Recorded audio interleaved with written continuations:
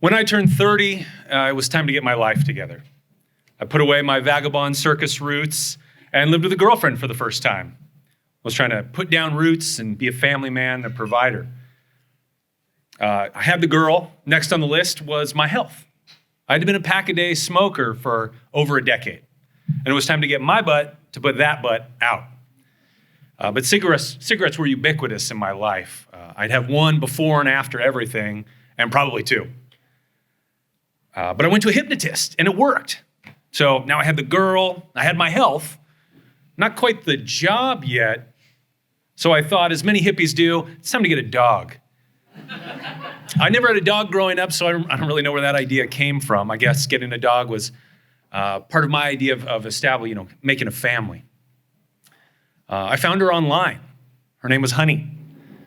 13 and a half pounds, the runt of the litter, interested in all things food and moving quickly.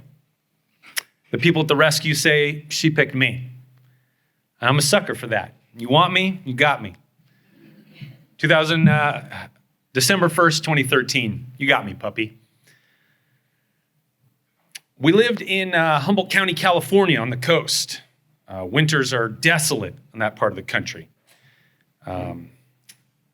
Power gets knocked out quite often as even redwoods and cypress trees eventually fall to the storm.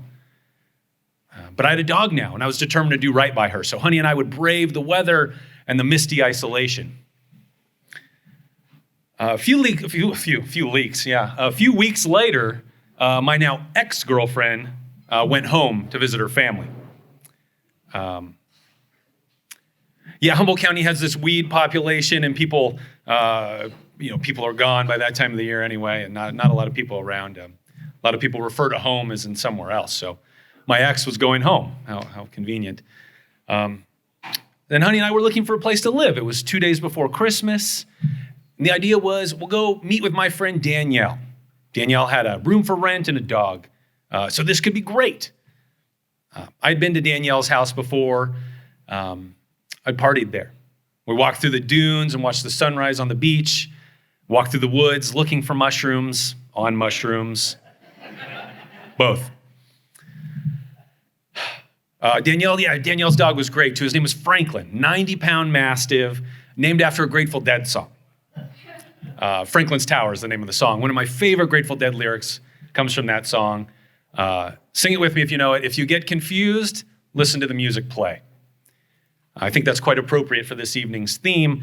My takeaway is that somehow being found is inherently built into being lost. So it was time for the dogs to meet. Being a novice dog owner, I didn't know that I did this all wrong. The dogs met face to face. Wrong. Leashes tightened and extended. Wrong. From there, it's a blur. There was a commotion, snarling, and my fear instinct went crazy. I grabbed Franklin because in my eyes, it had to be the bigger dog's fault. But Franklin didn't do anything. I dropped Honey's leash, grabbed Franklin by the collar, and as my fear and adrenaline calmed after just a few seconds, I looked around and I saw a neighbor, I saw Danielle, but not Honey. She was gone just like that. I looked high, I looked low, in backyards, front yards, under houses, in dumpsters.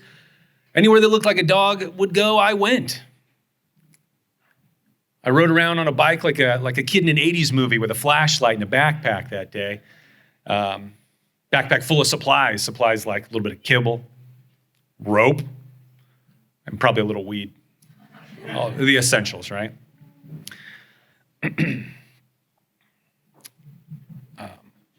I called the only other people I knew in town still. John and Cassie were #vanlifing before that was a thing. They helped me look for Honey that evening. After a little while, I broke down and I asked them for a cigarette.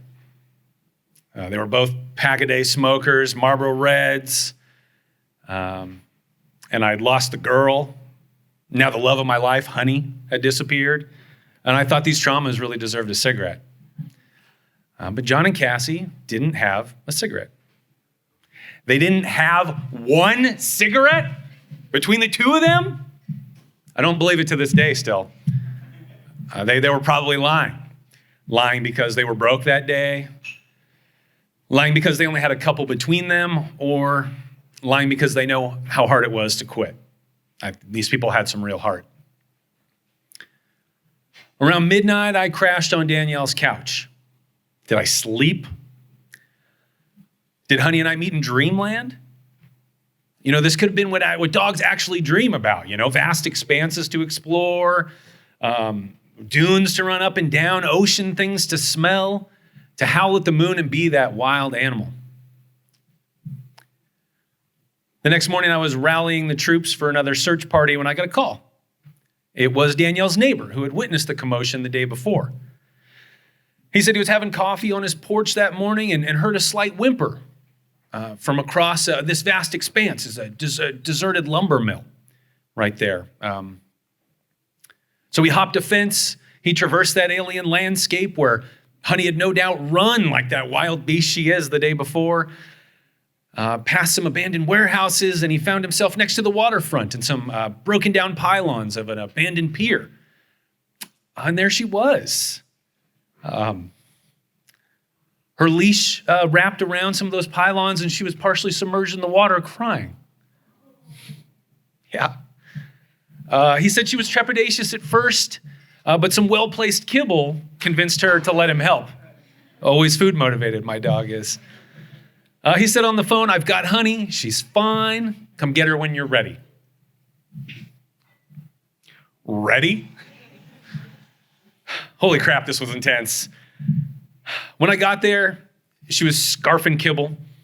There was a little toddler running around, and the puppy and the toddler, and this rare, beautiful morning in Humboldt County in December made for a pretty unbelievable scene. Honey and I went home and spent the next couple days on the couch. I'm glad I was tested that day. Honey means a lot to me, and I'm glad we were reunited. I know not all losses are rewarded with being reunited. And I'm glad I was tested about smoking too. And I'm really glad John and Cassie didn't have that cigarette. I've never asked for another one.